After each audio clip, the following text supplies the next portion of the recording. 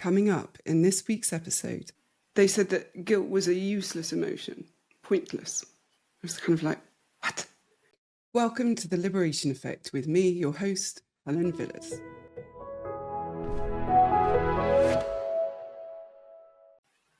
Hello everyone and welcome back to The Liberation Effect. Today I am joined by Kate, who has come because she is trying to break the pattern of abuse, abandonment and pain that seems to be stuck with a narcissistic parent. Kate, I'm going to hand straight over to you. Does that feel like an accurate description of why you're here? Yeah. So I would say it's more of a general pattern as well, rather than just with the parent, of kind of general relationships falling into this pattern. They can see the pattern, but I can't get out of it. Okay, so what is it that you are looking for from our time together today? What would you like to leave with? I think maybe a little bit of insight into why even with my knowledge, I can't pattern. And also maybe some strategies that I can go away and try and kind of practice, or whatever it is that I need to do to start to embed a new pattern, a healthier pattern in relationships. Okay. So why don't you give me a bit of background of where this is coming from, what you notice, what you're most struggling with? I'll try and summarise this quickly. I know, it's like, where do you start, isn't it? Yeah. It's like, oh my God. Yeah, fair. So I have very, very little memory of growing up very young. Okay. There are a few pockets. We believe that possibly my mum might have been autistic. She was great with practical stuff, but didn't do emotion. There was no emotion there at all. But then what Can I pause you just for one moment? Yeah. What is it about that makes you think autism?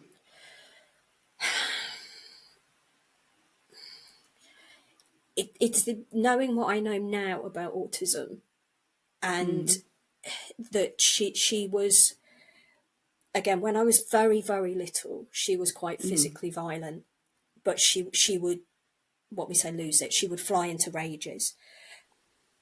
And all through my life, stressful times like Christmas, birthdays, things like this, she would literally just end up screaming hysterically. Right. She would sort of say the right things, sort of, there, you'll feel better soon. But I don't remember any real emotional warmth from her in that way. Okay. I'm still not hearing autism. Okay. I'll explain to you why if you'd like me to, just because I don't want you to feel gaslit about it. it could be in my head that I'm just trying to clutch at straws, so yeah. Trying to find reasons why she's behaved the way she has, because that would make it... What? Starting already. That's all right. I think it would explain her behaviour a little bit more. Which would mean then that you could...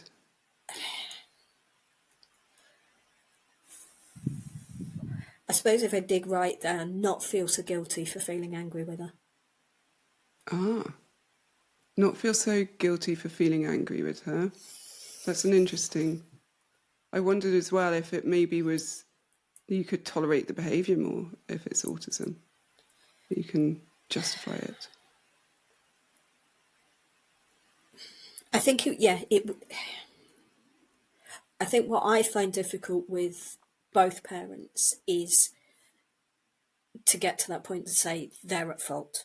They did something wrong. I'm still very much in the emotionally, I'm wrong. I wasn't good enough. Even though my logical bit of my brain knows that that's not right. Emotionally, I'm still in that I'm not good enough. So I suppose for Mum to have something that I could say, it wasn't her fault. She didn't not like me. It's just this was what she was capable of.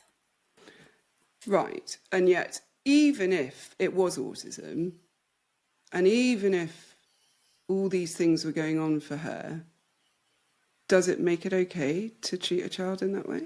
To behave like that around a child?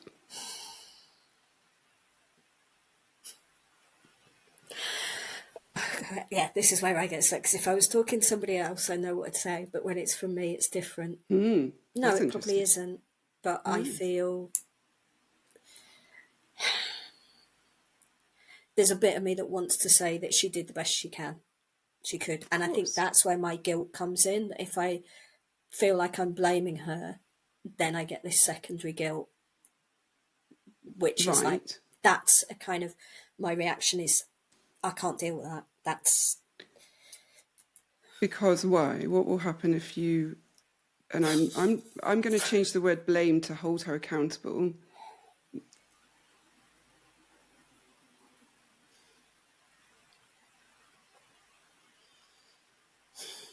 again, there's two bits of me. The logical bit is going, nothing, whatever, doesn't matter. Physically and Right. emotionally, I'm feeling really quite a strong knot in my chest, which is like, I really don't want to. I don't want to go there. That feels so Yeah. uncomfortable. Which tells you what? That it's protecting something, perhaps.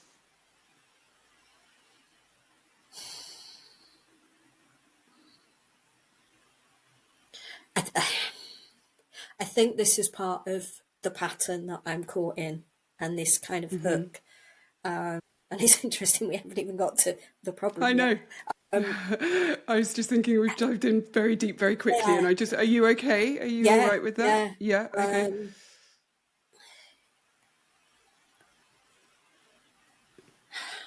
I think so. If I kind of step away from just mum and think of my childhood a little bit, I think it was very much.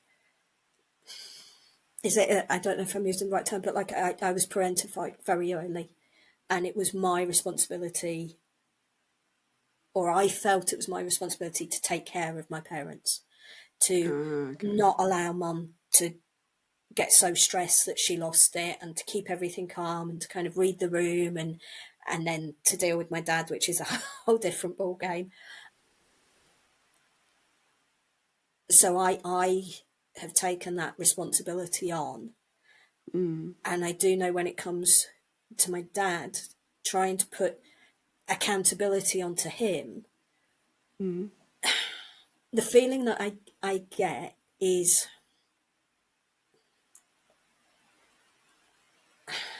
like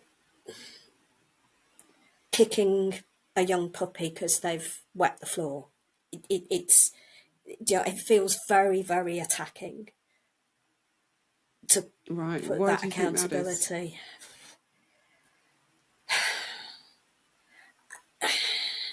I think probably because they've trained me Yeah, to they've be that. conditioned you. Yeah, Yeah. yeah, So you have been completely conditioned into believing that you can't hold them accountable, and if you do so, it means you're mean. yeah, Okay. And so then if you were thinking about other relationships and holding people accountable, you did a thing, it hurt my feelings, you need to, you're smiling and not shaking your head, no, no, yeah, go on. can't do What it. happens? Can't do it. Can't do it because... Because because I go into people please. I'm Right. very good at, I think, reading really minute kind of micro expressions, and as soon as I feel something that I could perceive as a rejection, I back off. I'm like, no, okay, I've got to be the person they want me to be, and get rid of all those other bits that they don't want. Do you know, it's really funny Yeah, because last night a, I was redoing all the images for the courses that I have on my website. And one of those, or two of those courses rather, are reframing rejection and people pleasing. And for the people pleasing image, I chose a chameleon. okay. And can you see why I might have done that? Yes, absolutely. And it's interesting because my background is in visual art, so I work with images Oh, like that as well. oh, right. And the image I use for the way I feel inside and the way I am with people is a Russian doll. Yes. So Okay. Love that. those Yeah. little bits inside will get shoved away Mm, because, God, I'm going off on and on now. But that's fine. in relationships, it's any relationship, friendships, work relationships, anything like that. I'm so wary, I think, of kind of creating tension or conflict, or Mm, so I am desperate to be the person that they want, that I get rid of these other bits. And I know that that goes right back. That's a hmm. conditioned response. Yeah. Yeah. So we learn to hide bits of ourselves to keep ourselves safe in that primary environment, and and then as a result, in all our relationships moving forward, because we've learned that rejection is a measure of our lovability, our worth, and everything else, we hide so that we can be kept, and yet we're not even keeping the relationship because it's a fallacy. We're not seen. We're only showing them the bits that they will accept. And if they would reject the other parts of us, then why do we want to be in a relationship with those people? Right? It's fascinating. I'm going to go all the way back to the autism question, Yeah. because I think I've probably got loads of listeners going, explain why it's not autism. But more importantly, you might want to understand why I don't think it's autism. There is a huge myth around autism, and that it's devoid of emotion, that people who are autistic don't have emotion, that they don't have empathy. It's not true at all. Autistic people often, not always, struggle with what's called cognitive empathy, in that the ability to predict how somebody would react or feel in any given set of circumstances, right? Without knowing them really well. What you actually will see very often is that autistic people who know someone, get better and better at predicting how they would feel based on previous patterns. So autistic people, again, often, not always, very good at pattern spotting, and will therefore see the pattern of, oh, well, this thing happens, they cry or they get happy or they react this way to this situation, which therefore means that they're likely going to react the same way to this situation. So they can puzzle piece the empathy side of things. But what they actually have buckets of usually is what's called relative empathy, the idea that they could feel the way you feel when they know what that might be. Right. So Yeah. if you think about, if you know autistic people, that if you showed them your emotion, if you showed that you're upset and explain why, then they go, oh, okay, I get it. But up until that point might not. So you say my 20-year-old cat died. Well, they're really old, so why would you be upset? You must have expected it. Might be a response, not always again, might be a response. But when you say, well, because I love them and I, grown up with them and I da. Oh, okay, I know, that's really sad. Right? There's just a moment of not quite Yeah. moving Okay. past the practical into. So again, this is not, I don't want to stereotype, but this is a big misconception that there's a lack of emotion. There isn't. There's happiness and there's sadness and there's anger and there's all sorts. Yeah. What often you'll see though is that people do get very overwhelmed and have a meltdown, and usually though that's in response to a real sensory overload. So whether Right. that's noise, smells, sensation, touch, it could even be other people's emotions, but it leads to the meltdown, which typically is directed at self rather than others. Right. Okay. Right? It might be that it becomes about others, but it's usually, my experience is, it's not. In fact, it might even be that the autistic person is, if they're in an angry meltdown, and I'm thinking about someone I know who will kind of get in a loop, they kind of almost get stuck in a loop of ranting about a particular thing until I can interject and break the loop. and they're angry and they're ranty, and they might even feel like they're angry with me, but you can really tell it's not actually, because of that loop aspect to it. Right. It's just there's a kind of, it's almost like a outlet for other stuff, you know, because again, a meltdown is very, very, very rarely about what's just happened. It's usually a build up to the point of meltdown. So my point is that your explanation of your mother's behaviour as being emotionless and her anger and snapping and losing it being evidence for autism, no. Right. Those No, are not, yeah. those aren't things, but they are misconceptions that we see perpetuated over and over again, which is, you know, frustrating, I think, is the only way.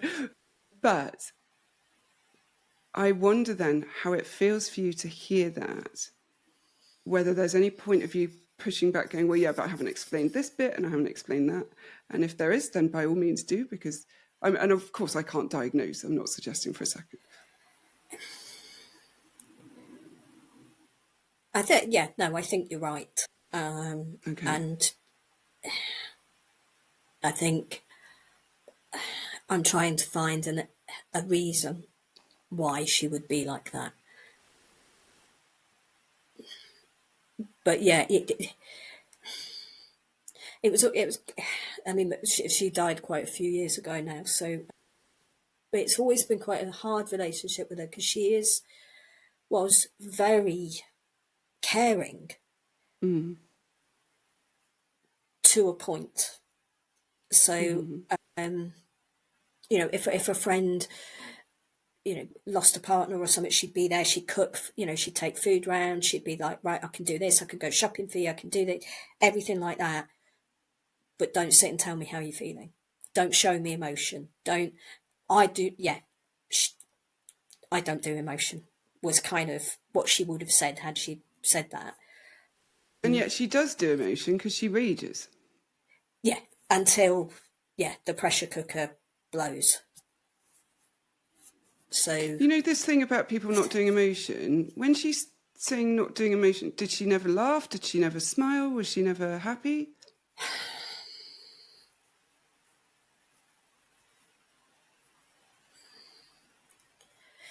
she was, but there were times it didn't feel authentic. It felt more, this is how we should be. This is what we project. But yes, so to probably be more precise, to really rein it in, pull it down, she couldn't deal with me having,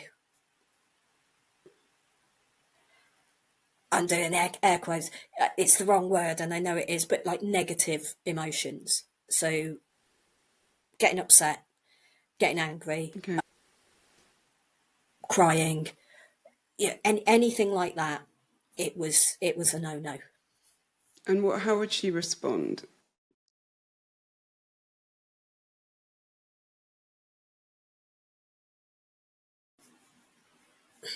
What happened then? Just then when I asked you that. It was a big old sigh. Yeah, because there's different stages. So I'm trying to think of kind of when I was really young. There would be times where she would get violent. So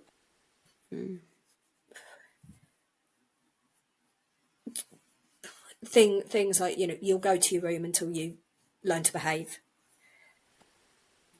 So punishment, a lot of punishment for getting upset. Hang on, so you were sent to your room to learn to behave, what, as in suppress your emotion and not show me that you're upset about the way I've just treated you?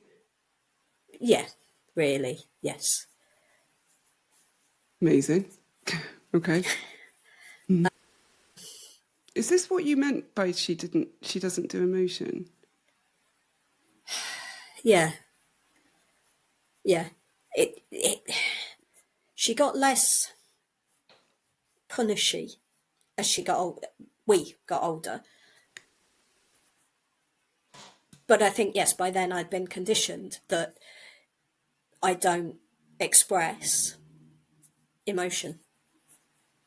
that could that could affect somebody else in a bad way. Oh, Yeah, that's probably remind me what the struggles were that we're talking about today. patterns and not. Yeah. And Yeah, not what? that Go on, same. finish the sentence. I'm thinking of me not being able to share my emotions with people because I'm afraid of rejection. So I end up in all relationships not authentic. Right. Let's talk about rejection, because if that Okay. is the thing that's at the crux of it, when someone rejects you, what happens? Do you mean to me?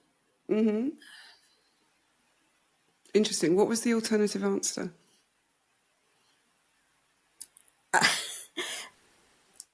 A kind of literal example. Okay, So the cool. No more worries. literal Okay. versus the emotional kind of Yeah. thing. Okay. Fair. So from the emotional perspective, if I perceive it,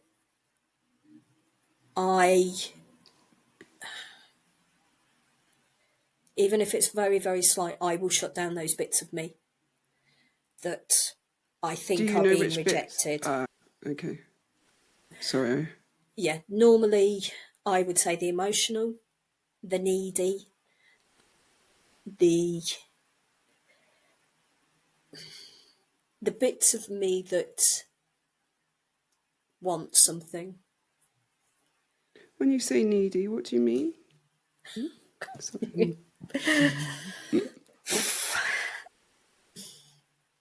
Again, what am I challenging there? What happened there? Yeah, because the word needy to me is Judgy? something Critical? negative. Yeah. But actually what I mean is having human needs. Yeah. And those Yeah. might be what? To be respected, to be cared about, to have bits of me that maybe people don't like, but that doesn't mean that I'm flawed, that you can still. I know where this is going. This is, yeah, and I know you're going to pick up on this, but I have a real problem saying a particular word, which Okay. I talk of as a 4-letter word, love. Okay. So I suppose what I'm talking about is, if I had to name it really, is that kind of unconditional love. Okay. But that makes me feel very uncomfortable. Okay, so needy is unconditional love.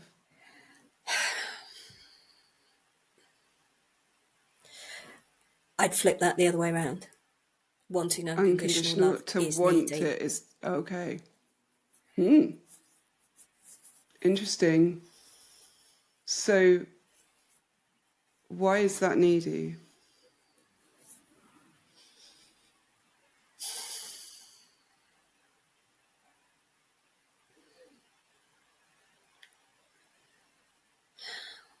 Again, because I've been conditioned that only parts of me are lovable.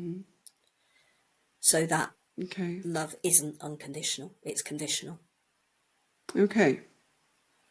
Then I would like to know what you mean by unconditional love. What that would look like for you.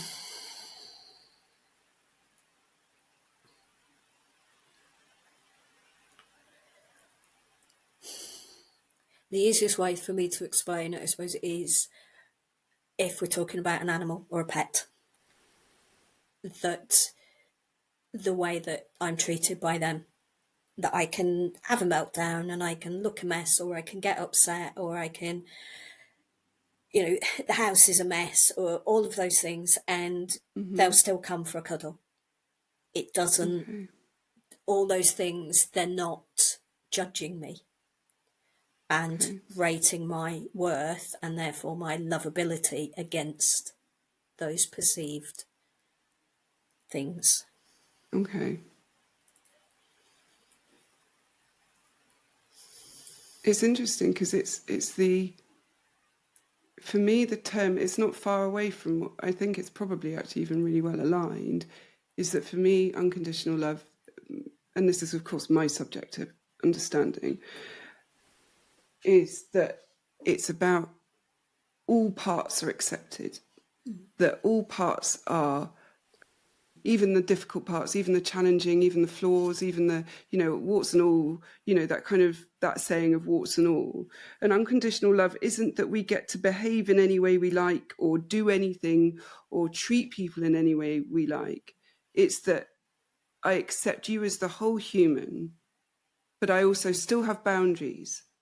So I don't ask you to hide any parts of yourself, but were you to do something to actively hurt me? So, for example, because things like if you're in a romantic relationship and one of the rules of your relationship is that you don't sleep with other people or have relationships with other people, and then one of you does that, that isn't about rejecting the person, it's rejecting the behavior, right? And that is the boundary and a trust has been broken, an agreed tenet of the relationship has been betrayed, and therefore the relationship may well, and it might not be either, but it might be that the relationship ends as a result of that breach, right? Just a sidebar that actually huge growth can come from healing when somebody has cheated, but obviously that's a whole different podcast perhaps. But the idea that unconditional love means unconditional behavior is flawed, right?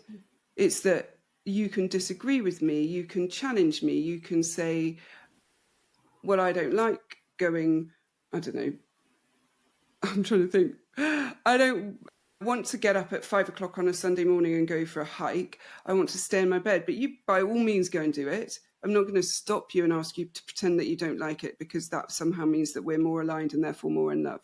The thing of the conditional love is that we only reveal the parts that are accepted to make us feel more bonded sometimes, right?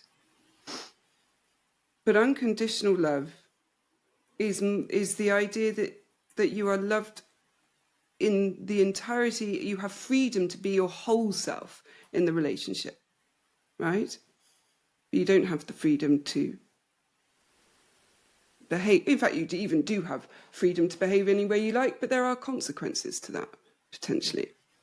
Okay? When someone rejects you, you say you shut down the bits that you think are being rejected. And this is a perceived rejection. This isn't a confirmed rejection. Is that right?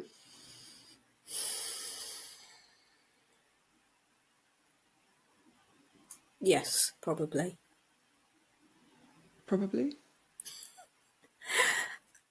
I would see it as confirmed, but yes, it's probably perceived Tell as me why well. it's confirmed.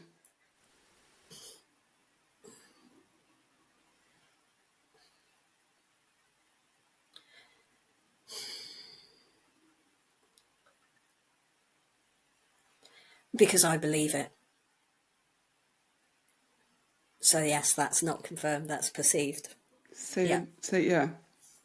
So you believe it, therefore it's real, which we know is not necessarily true. What sort of things might make you think that you're being rejected?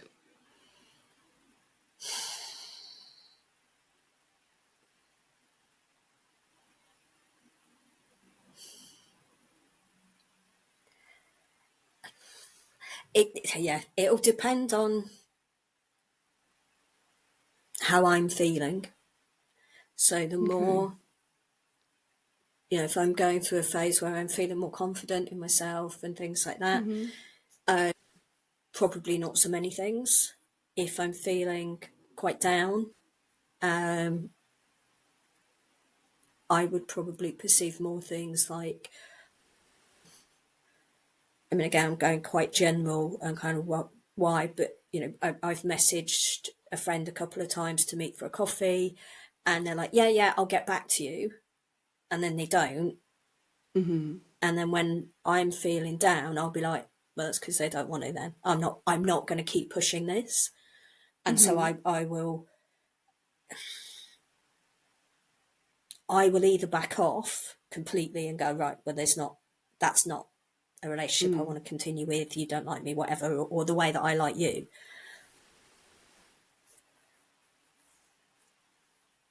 Or sometimes if we finally do go for a coffee, I'm much more on edge and I'm much more wary of trusting them. Okay. Yeah. I'm going to ask, what's happening for you emotionally right now?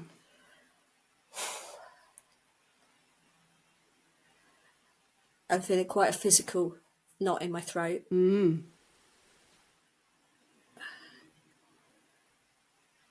I think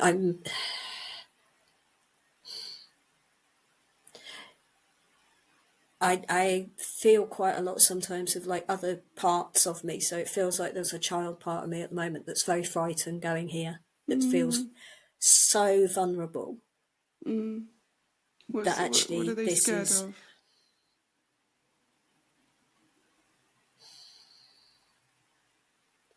it's that Russian doll thing. It's scared of being seen, because being seen equals punishment. So she's in the driving seat. Yeah. It's a lot of pressure on a little girl. A lot of pressure. I wonder what it would be like to just say to her, it's all right, I'm in charge now. You don't have to do that anymore. That it's such a loud, I don't trust you. Yeah. So She she doesn't doesn't trust trust me. you. Why not? What is she protecting you from?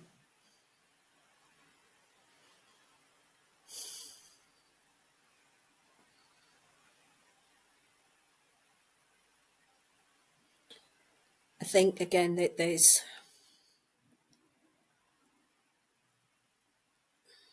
been so many times, it's weird, I want to say in her childhood, in my childhood, where you just sort of to trust the adult. You know, the adult will sort it out. The adult trust the adult, and actually the evidence for that is lacking. It's like, actually, when I've trusted, you've let me down, which has caused more pain, because I've got the original pain and now the rejection or the being let down, and I've got to deal with Right. that as well.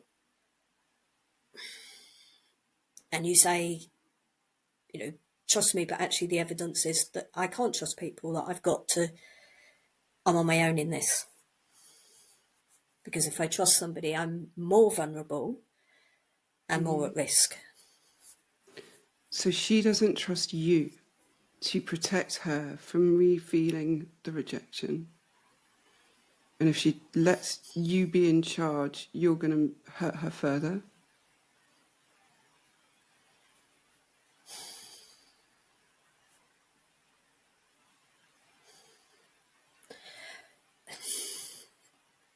I don't think it's that she thinks I'm going to hurt her further. I think her experience has been that she's been hurt further. But what I'm feeling is, I don't trust you because you don't get it. No, go on, keep going. Go down there. Who doesn't get it? You don't or I don't? I don't get her. I don't get where. Why do you think she might feel like that?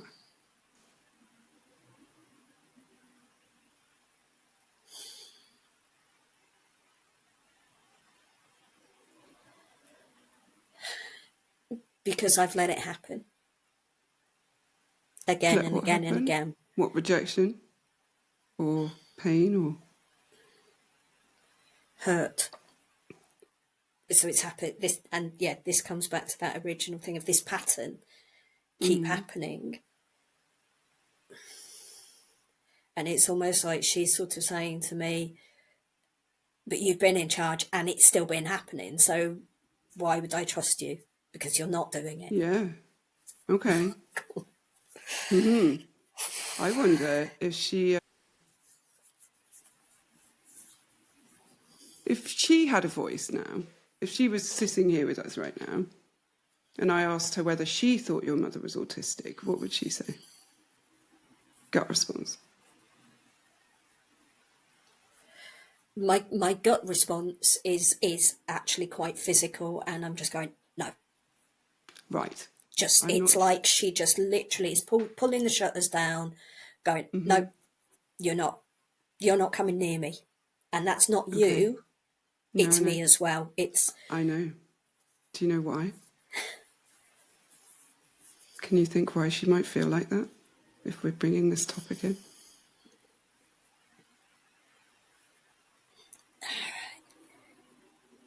I think that's how she knows to keep herself safe. I don't know. Well, this is going to be quite brutal. Okay. So if you need a breather, like, totally fine, of course. Okay. And I say, do you know what? I say this, and everybody says to me on my hub that they say, Helen, stop saying you're brutal. You're not brutal. It's a hard truth to hear, perhaps, but it's not about being brutal, because I'm not attempting to be unkind. I'm trying to help heal. And there is truth in that too. So I'm going to hold myself accountable and re-say that as I'm going to give you something that I think might be hard to hear. But I also think it might be really healing. Sitting in the space where you suggest that mum's behaviour, or anyone's behaviour towards you that has been harmful, is down to autism or other, neurodevelopmental conditions that are out of their control of any way, which I'm even struggling with that language a little bit. But you're blaming her for the way she was treated. So of course she doesn't trust you, because you collude with them and say, it's your fault they treated you that way. You weren't good enough.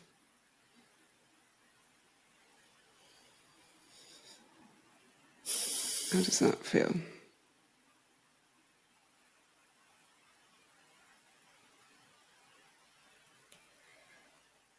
It's really weird. I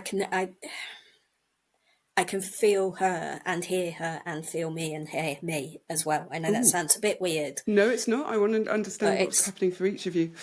So for me, I feel pretty shit about that. I feel pretty shit about the way I've treated her.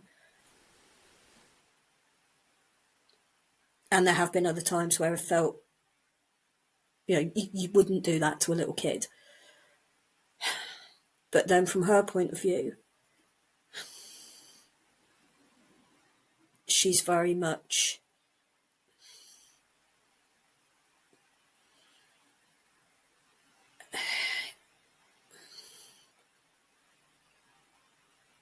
I don't want to blame mummy and daddy.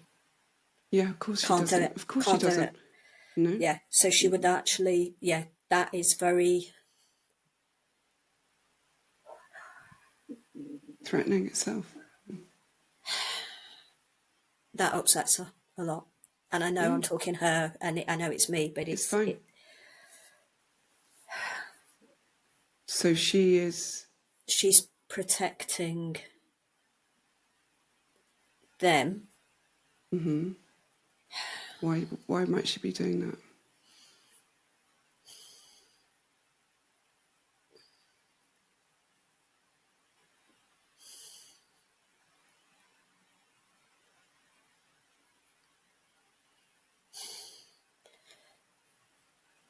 I don't know.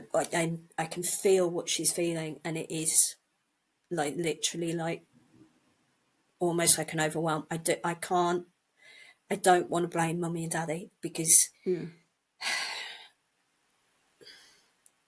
the consequences of that are so huge All right. that I What are the can't even go there. consequences?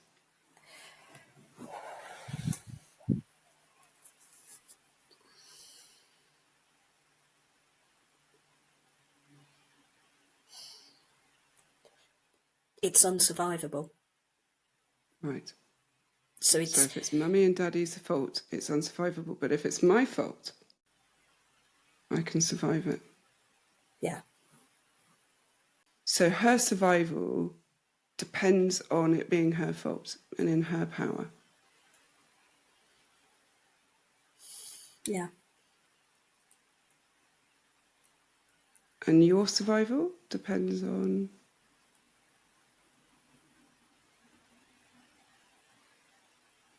My gut reaction was just to say my survival depends on her. And that does not sound right when I say that at all, but... Yeah, well, tell me what you heard when you said that language. When you said that out loud, what did you feel about it?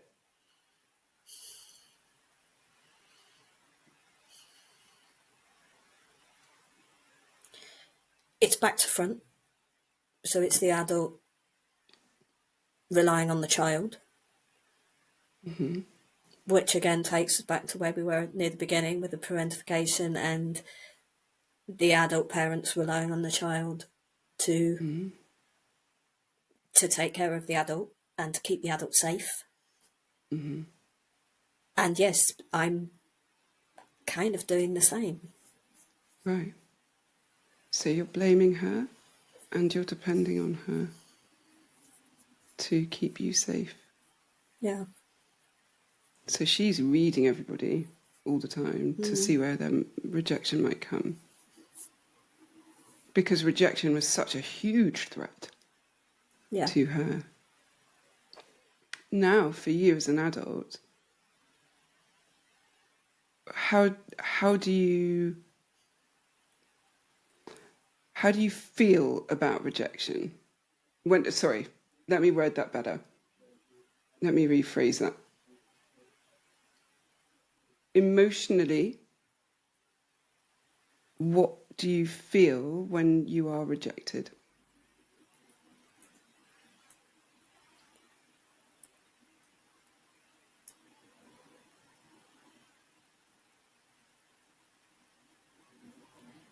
I feel a barrier come down. I shut down. Okay. Yeah. So you said that last time, but that is not a feeling, that's an action, right? Right. Okay. Feelings tend, when I say to somebody, how does that feel? Typically, it's a one-word answer. Emotion, and an emotional thing is a one-word answer, or maybe more than one emotion. So frightened, scared, happy, excited.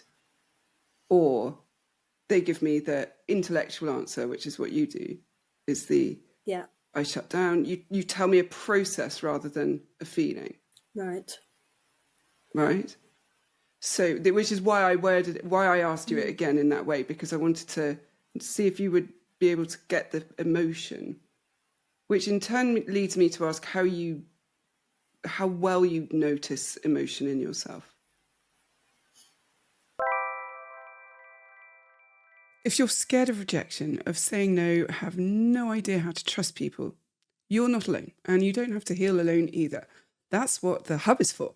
It's a membership community designed for survivors just like you. Every month, we dive into powerful courses, we hold live calls, and connect in a supportive, understanding space so you can break free from the past and build healthy, fulfilling relationships. Maybe it's time to stop surviving and instead start thriving. Visit jointhehub.ac today using the code POD20 to get £20 off your first month's membership. I can't wait to see you there. Take care. Bye. Big smile, and of a rueful smile, I think. Yeah.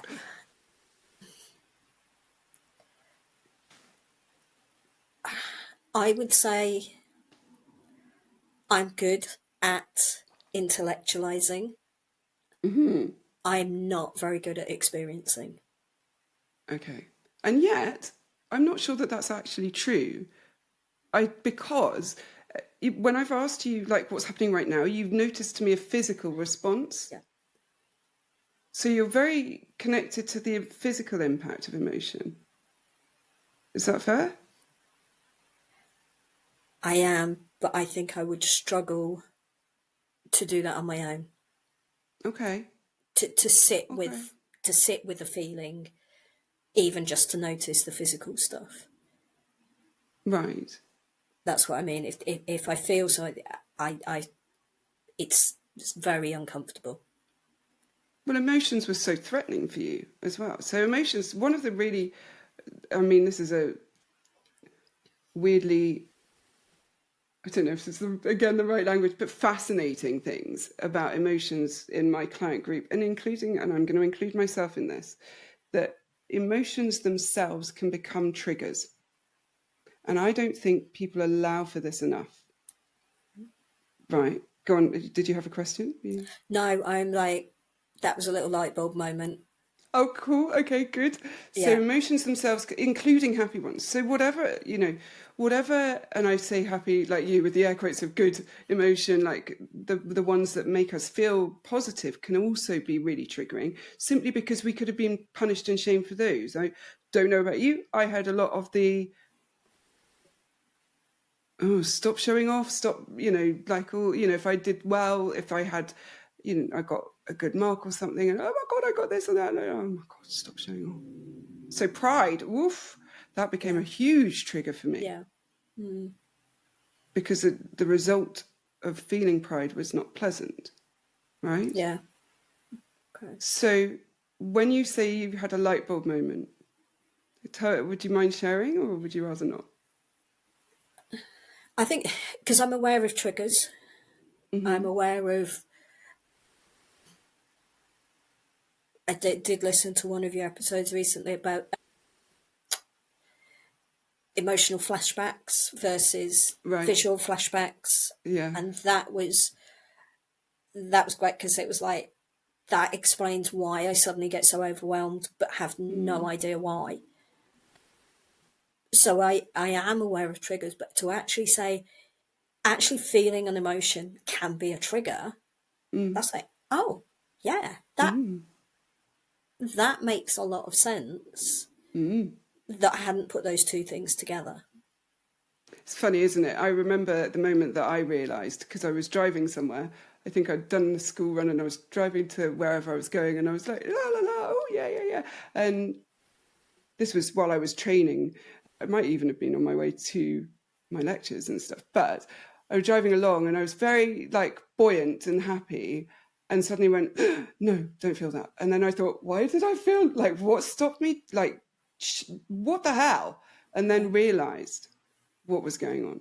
And it Mm. was just such a moment of clarity and then anger, obviously, because then it was like, what? I can't even feel the good ones. It's what Yeah. the hell?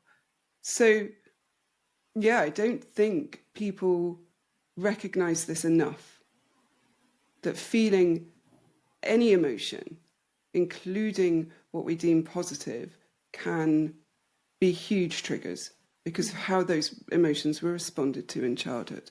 So, okay, going back to rejection then, if rejection had a voice and it could tell you all the things that it thinks about you, what would it be? What would it say?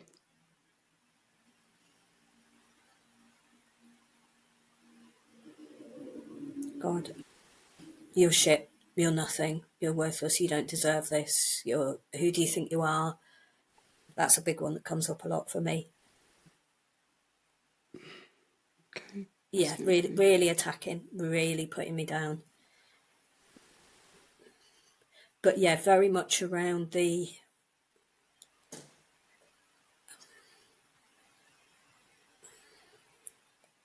almost like a feeling of having to be knocked off my pedestal a bit. Knocked, you need to be put down. You think you're something special. With that kind of you're not sort of Too big voice. for your boots. Yeah, yeah, So when someone rejects you, it's saying all of these things. yeah. So it's evidence that you are a terrible human being.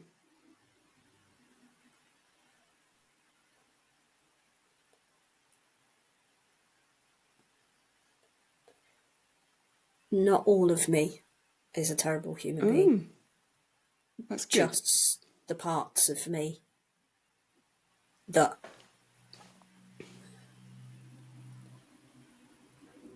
I try not to use the word are Go on. needy, are that I have been taught are not lovable. So those are the bits that are attacked. Okay. I'm going to ask you which parts were you taught were not lovable? If you could, can you identify them? Do you know what they are?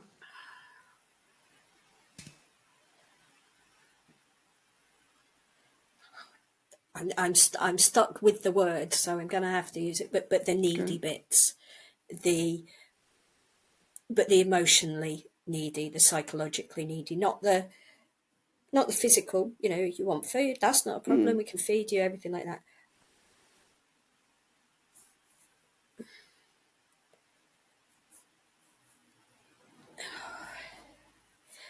What I'm getting in my head is the bits where you expect me to look after you. And I know that's not my voice.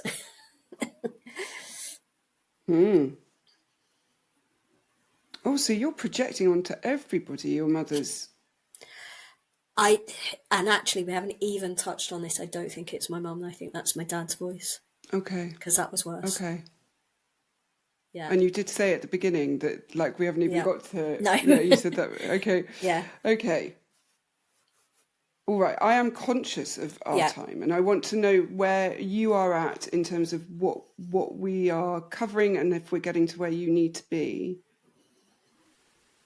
or if there's anything you want me to know or fill in or ask. I think having an awareness of this child part of me, and that how adamant she is that she can't trust me, has been hugely eye-opening. Good. In that this is a relationship I need to work on seriously. But I suppose one of the fill-in bits, and without going down the rabbit hole too much, is as far, again, I'm going to label it, but as far as I understand, my father is what's termed a covert narcissist. Okay. So and this is where this kind of, he behaves like a very vulnerable child. And makes me so cross, but yes. It was not just my job, but people's job to take care of his emotions.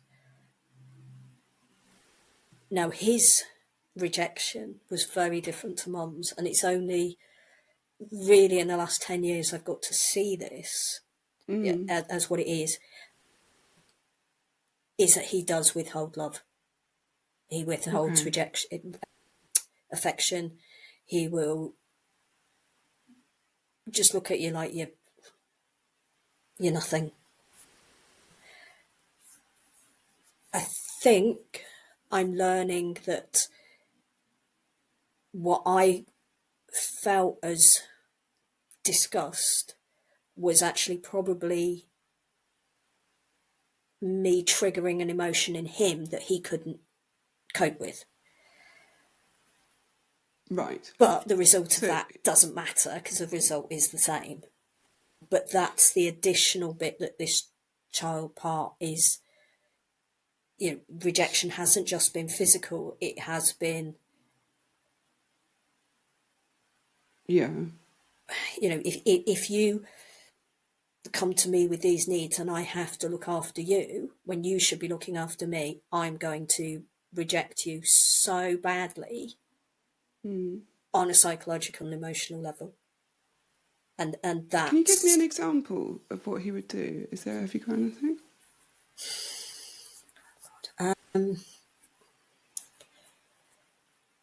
I mean,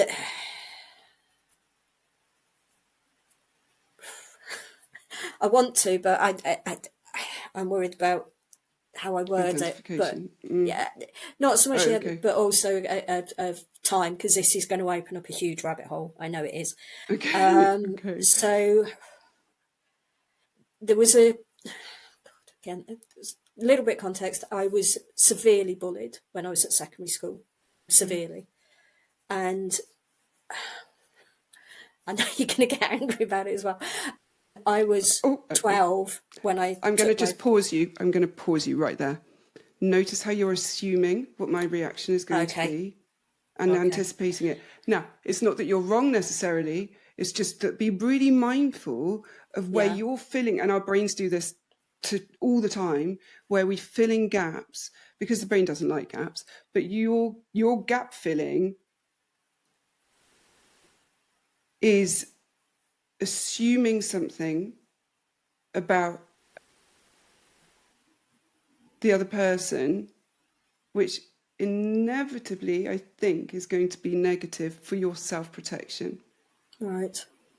Okay. So be really careful where you're saying things like you're going to feel this way about it. Okay. Because it also denies a response from that person too. So it denies their autonomy a little bit.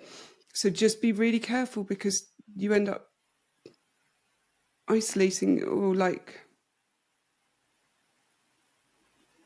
you even get to perpetuate your narrative by assuming that someone's feeling a certain thing in response. Okay, so you were 12 years old.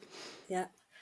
So it's been badly bullied, and we had a routine at home that was, Mum would cook, we'd walk with me and brothers, sisters, anything like that, wash up, dry up. Dad would work all day and go and sit in front of the telly and have a nap after dinner. And when I was 12, I took my first overdose. And I told my sister. She dragged me down to my dad, who I'm trying to work out why he did it. No, I felt he was really angry with me. He said, have I got to now waste my time taking you to the hospital when I've just got in from work? And that, I know, was a point where I just went, nope, you don't need to. And that was a shutdown point for me. But I would say his response to me after that was very cold, very distant. We never spoke of it again. It never talked about. It was never addressed.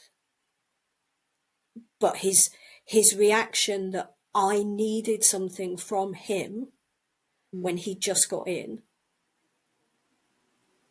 it was so cold.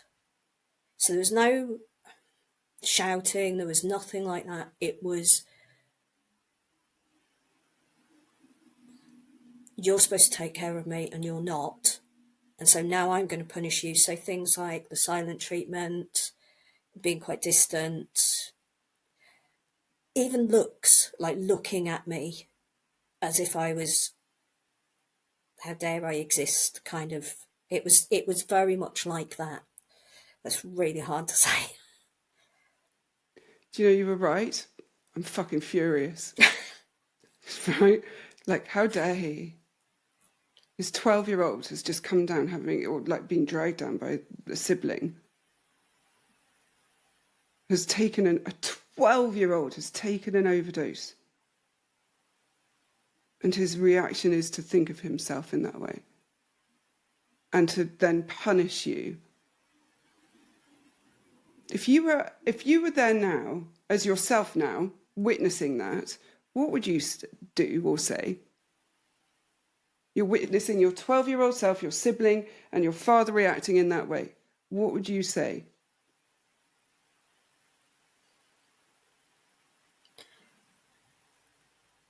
I don't think I would even say anything. I think I would just get her to the hospital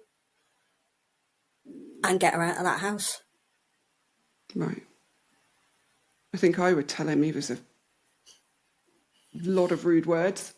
I have to really rein that in, because I really want to say it. Like, I would say exactly what I thought of him, how disgusting he was, that he needed significant help. And same, I would enforce all the children. I would take all of you. You'd all come. And not having that. That's triggering me to feel guilty because I've now said bad stuff about Dad. So that Okay. bit in me now is now struggling. Okay. Yeah. Do you know, a friend of mine said some very interesting things to me about guilt a little while ago. And I may have already talked about this on an episode, so if I have, apologies to everyone. But they said that guilt was a useless emotion, pointless. I was kind of like, what? Surely it's like showing you where you're off your moral compass and where you might have done a thing that's bad or hurtful. And the response was, well, it assumes you have so much power over how somebody else feels, and it's not true. You don't have that much power. I recorded a course I've just released this course for Christmas, coping with Christmas, at this, with all these dynamics and stuff.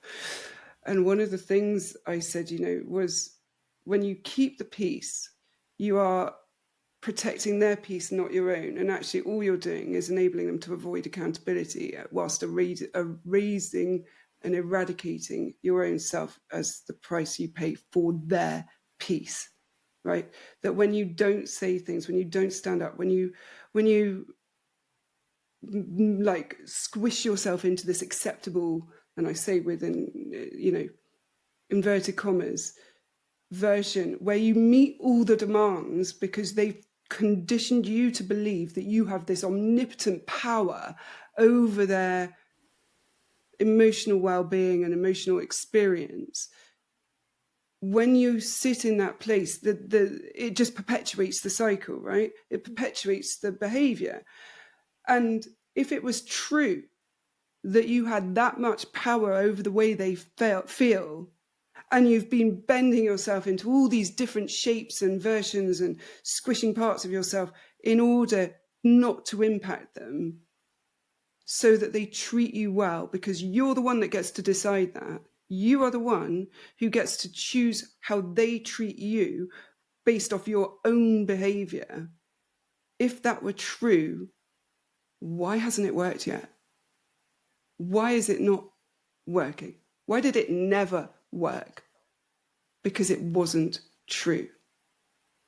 The guilt you hold is conditioned. It's also protective, because you know what the retribution might be were he to find out.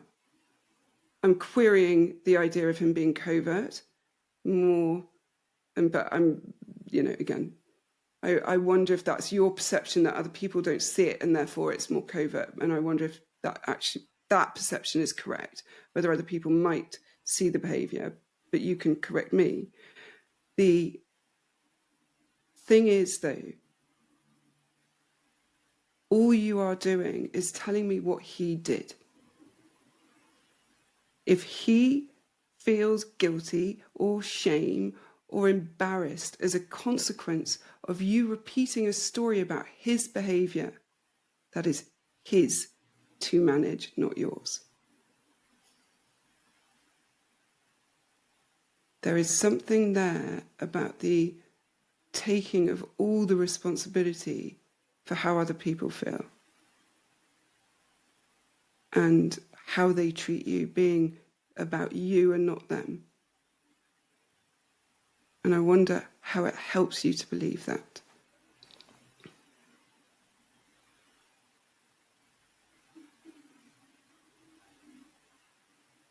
And I think it's coming back to this child part, that is,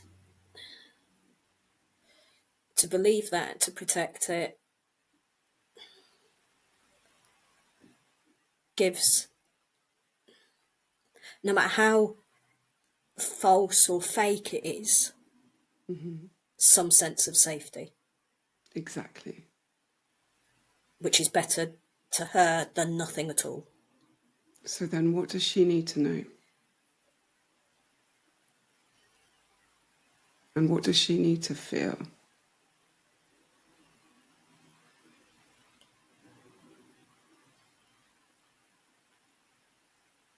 I think somehow I need to build a relationship with her, with me, rather than relying constantly on Dad or somebody else to feel something, to feel a connection, to feel worthy, to feel loved, or whatever you want to call it.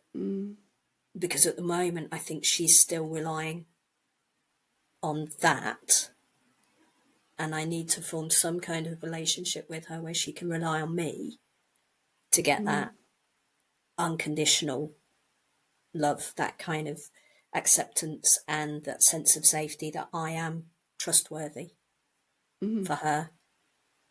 And then the question is, there's two questions. I want to go down both roads, and I'm going to, because one of them is, I suppose, what will it cost her to recognise and realise that she had no control or power over how she was treated?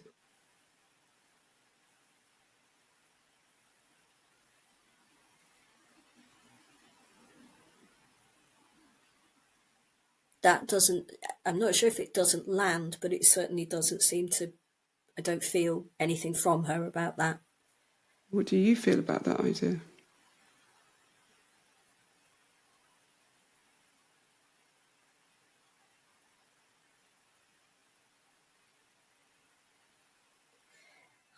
I'm stuck in the logical bit and I'm going, yeah, that makes sense.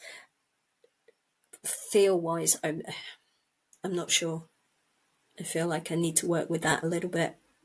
Okay, one of the things I might just offer you in that is that if you notice yourself pulled into the analysis, into the intellectualization, there's a probability that something is being protected. Yeah, okay. Right? Usually when I offer this to people, this idea of actually you had no power at all, but you believe that you do so that you feel powerful, it will come with a huge grief, huge loss. Not always, of course, so it might not be that it lands for you. Or it might be that it's so heavily defended and protected that the idea of letting go of that means huge, huge grief. Because then it means accepting that they treated you like that just because they did.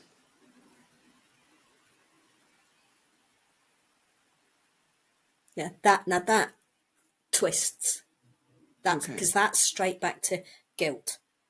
She, Holding them accountable. me, cannot put that on them.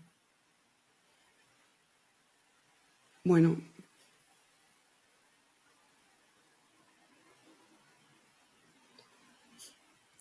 Because she's got to protect them.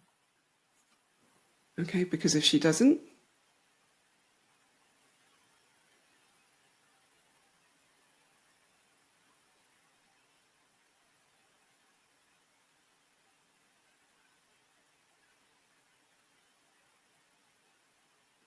That's done something. oh, Because I can feel her thinking, and she hasn't got an answer. Normally there's an answer like that, and she hasn't got one. She's like, oh. Because that's where we normally get stuck. Can't go there. Can't put it on them. Can't cope with the guilt. Go away. But actually what you've done is gone, well, what's going to happen? And she's like, oh, I don't know. Does she have a fear of what might happen?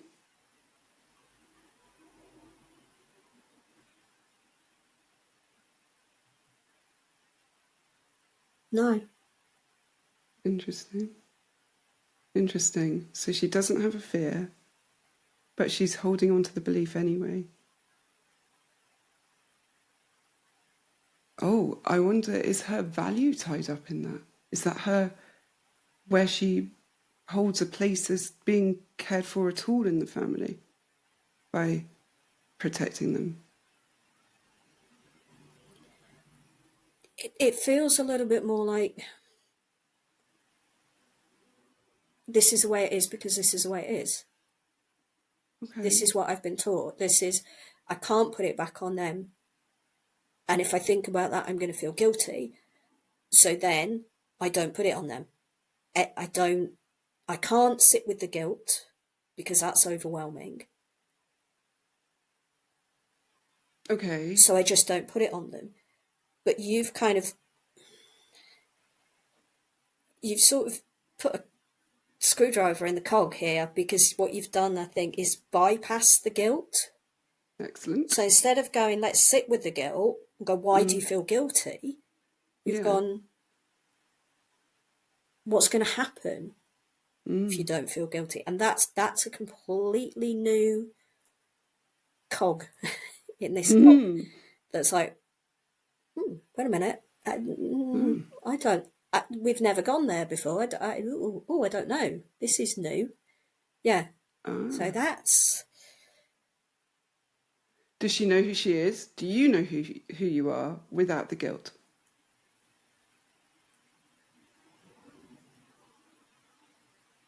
No. Okay, so there's some identity building needed. Do you know, without other people telling you, without validation, external validation, do you know you are lovable and a good person, interesting, fun, kind, compassionate, thoughtful, considerate, all the nice things? Do you know that about yourself without other people telling you? No. Okay.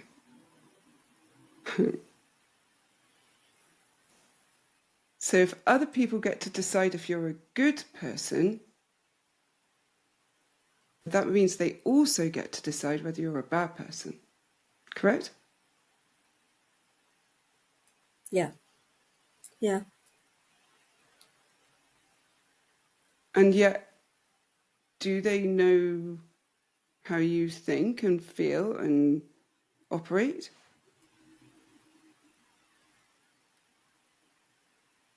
Not at all. Right. So how do they get to decide that about you? Either way, either way. Like, how do they get to decide?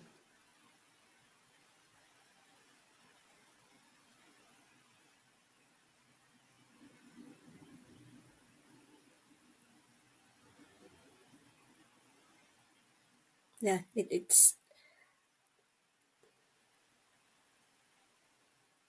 is this child part again that is very much kind of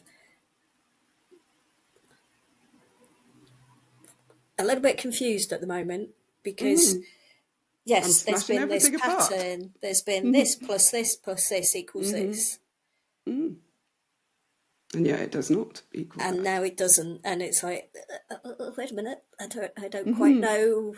Yeah, that's. Do you know what's really interesting about rejection? If you listen to the episode with Harriet Shearsmith, I think I talked about it in there, about the idea that with rejection, I am now in a place where it's like the greatest thing that can happen for me. It doesn't mean it doesn't sting, but it just is like a really good thing. I can grow from it, I can learn from it. It's not a big deal, right? And the reason is because when somebody rejects me, it's very rarely about me, right? Now, it might be that I do something so awful that they decide that they can't be in relationship with me, but I don't do awful things. I work very hard to, as a tenet, like it's a real principle of mine, to try and leave good things, in my path, in my wake. Now, if someone is pissed off because as I walk along my path, I either behave a certain way in terms of meeting my own needs or asking for respect or whatever it might be, that is about them and not me. Similarly, that if I feel pain from a rejection, that is about me and unlikely about the person, dependent on the relationship. So dating is a really good example of this, where I might be talking to someone and then they decide they don't want to anymore. It's not that I then don't feel anything at all. It's that the feeling can pass really quickly because I can acknowledge it and know and say to myself, that's touching an old wound of not being good enough. Oh, okay, there we go, we move on. Right? But they don't know me. They don't know enough about me to know whether or not I'm just not right for them from what they've seen so far. And they're doing me a favor by both rejecting me and letting me move on and find somebody who maybe would be better for me. But I'm also doing myself a behaviour by showing up as I am, so that I could be rejected sooner rather than later. You know, the bullshit filter, I call it. Yeah. Right? What I wrote down as we were talking about rejection and things was, you shut down those emotional needy bits of you. And I wonder if you have realised that the only way for those to exist comfortably in you and for you in relationship to other people is for you to accept them as okay too. Because your desire to, I suppose, cope with the rejection is completely contingent on your own self-acceptance.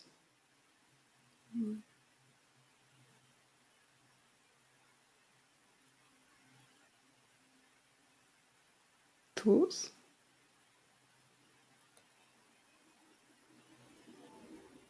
It's making a lot of sense. What's it feeling?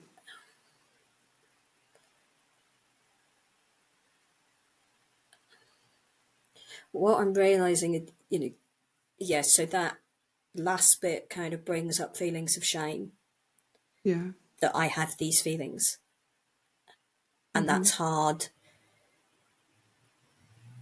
And again, what I am trying to stop happening is, it seems like when I hit the shame and the guilt, that's when I go, no, let's go and find something else to do and avoid those feelings.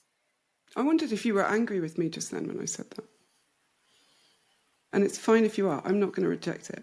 I want you to know really clearly it's okay.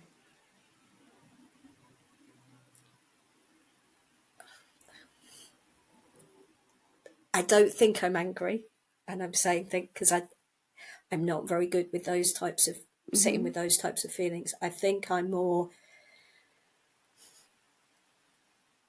it was more of a feeling of shame that, I've to be able to admit that I've got these needs and these feelings, and that triggers shame, which makes me want to go run away and go, no, I don't want to go there. So here's the problem with that, right? You are perceiving people rejecting you for something that you reject within yourself.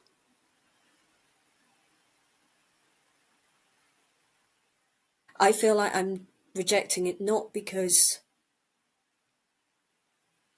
I don't necessarily accept those feelings, but because there's this secondary, I don't know why the word came to me, line of defence of shame and guilt. And that's the bit I run away from, sitting with that feeling in order to get to the feelings that are beyond that defence. Okay, let me give you something about shame to take away.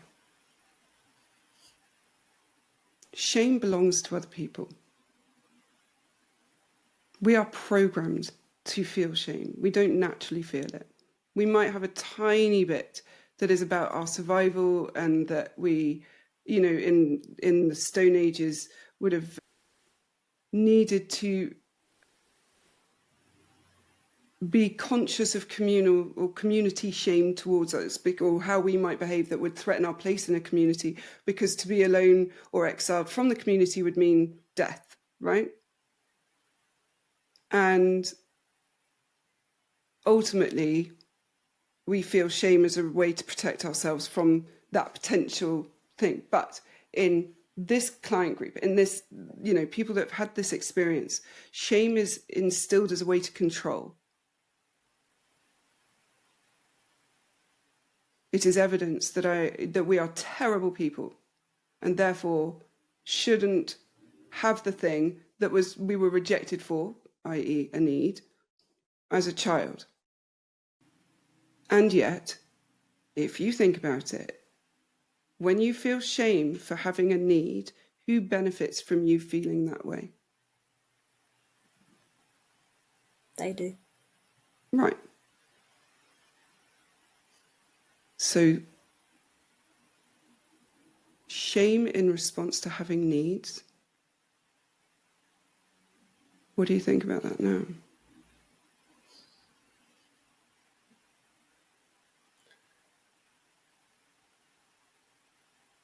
I feel it's something that's been conditioned, Yeah.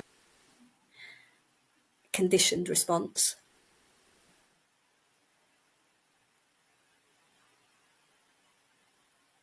which yes would help, because then I don't go there, and so Right. therefore that other person has got what they want.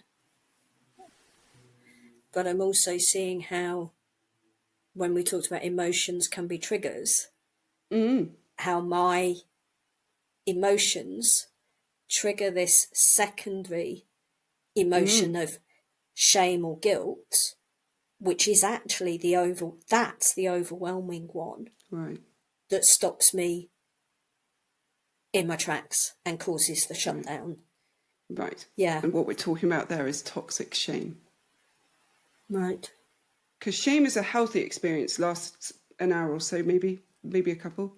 And it's usually because we've done something that has hurt somebody that is so far beyond the way we would normally behave that we feel terrible for doing the thing that we've done. But it would typically go fairly quickly. Shame controls us in such, I wish people understood how deeply shame can control you. And or rather the desire to feel the avoidance of shame, right? Yeah. Controls all these behavior, all these coping mechanisms. And on top of that, because you're so busy surviving a childhood, you don't get to build an identity. So then you don't know who you are without all these coping mechanisms. And then they become your identity, and they keep you, in check, because you believe that were you to let go of all those things, all these coping mechanisms, stop hiding and be the real you, somehow you're going to turn into an ogre, a monster, maybe even them. And so you keep all these things there. They're like safety vests that are actually strangling you to stop you being what you're scared of being, which is like them. But you're not going to be like them because you know what they are like. How does that hit?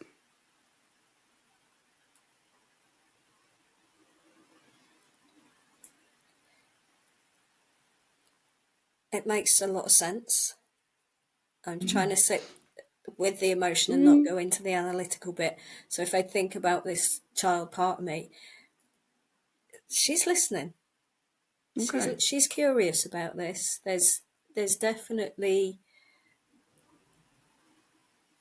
she's kind of not slamming the wall down. She's like, oh, wait a minute.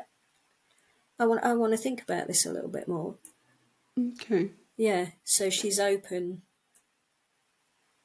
to kind of exploring that more. Yeah. There's such an irony in the growing up of the guilt and shame kind of aspects of this experience of growing up in these family types, is that the irony is that we believe we're so intensely omnipotently powerful and yet so impotent at the same time, that we are completely powerless but also super powerful. Yeah. Sound familiar? Yeah. So thinking about, we're coming up to the end, and what you needed from me today, and you said at the beginning, you said you want insight into why, even with the knowledge, you can't shift it, and potentially some tools. And I wonder where you are with that now and what you're feeling about that. I think there's work to be done. Yeah. But I think, yeah, the standout bits for me are about emotions as triggers, and how the emotions that I wasn't allowed to show as a child trigger me into guilt and shame, which then, as you said, I'm being there controlled. So I kind of want to sort of look at moving forward how I bypass almost that shame and that guilt to get to what's authentic behind it and be okay with that, and find a way that I can do that safely with myself and not Okay. overwhelm myself. But I feel like, I suppose to talk in images, I feel like you've shown me that there's a door. I haven't quite worked out how to get through the door or what's the other side of the door, but there's a door in what there wasn't before. There was just a wall. Okay. I would love to give you the key if you'd like it. The key is identity, knowing who you are. If we know who we are, if we build our identity, and if we stop hiding from the parts that we think are unlovable or unwanted, but if we just know, and you can do this in very small ways, just of, you know, what temperature do you like the water when you wash your hands? What colour do you, I don't know, what colour socks do you prefer? How do you take your tea or coffee or whatever just noticing all these little, there's two prongs to this. So notice all these little things that you like and dislike, and constantly be scaling. Do I like this thing? Asking yourself, what do I think of it? Do I like it? How out of 10? Do I like it more than this, or do I like it more than that? Right? And at the same time, notice how many decisions you're making. Because very often people will think that they are unable to make decisions. And yet when I point this sort of thing out, that it's like you're making micro decisions constantly, but your belief is that you are unable to make decisions because you're fearful of making a mistake. And therefore, if you make the mistake, you're going to be rejected, shamed, mocked, humiliated. And therefore, you've got to be perfect and can't make any mistakes. But the really interesting thing that I find is that the more we build identity, the more that we learn who we are and integrate it and, you know, allow it to exist, the more shame and guilt and fear, anxiety, all of those things shrink. It's without doing anything else. So like not actively looking at shame, but just focusing on identity building. So if you start really looking at things like what values are important to you, what principles you believe in, what are your political views, what do you think about religion, what do you think about X, Y, Z, what interests you? There was a moment when I talked about Stone Age then, and I thought about this fact at the same time that I know, which is like the fact that actually in the Stone Age times, it should have really been called the Wood Age because most tools were made out of wood. But for some reason, we call it the Stone Age. But I mean, that's because I love little geeky history fact things, right? But prior to doing all my own self work, I would never have known that about myself. Whereas now it's like, I love that I have all these weird little facts in my brain. Can't remember what I had for breakfast, but I can remember those sorts of things, right? The knowledge of yourself, of who you are, and making active, like, decisions to find that out will lessen shame just naturally and increase boundaries and break patterns of tolerating behaviour. Because the thing I know for sure is that if you want a dynamic to change, it is you that has to change within the dynamic. You cannot control how other people behave. You can influence it for sure, but you cannot control it. You can only control yourself. And if that means that you stop taking the hooks, the carrots that lead you into the patterns, even though that's uncomfortable and even though it's a painful thing, that is what will lead to the change and the acceptance of self. And it will stop those patterns existing.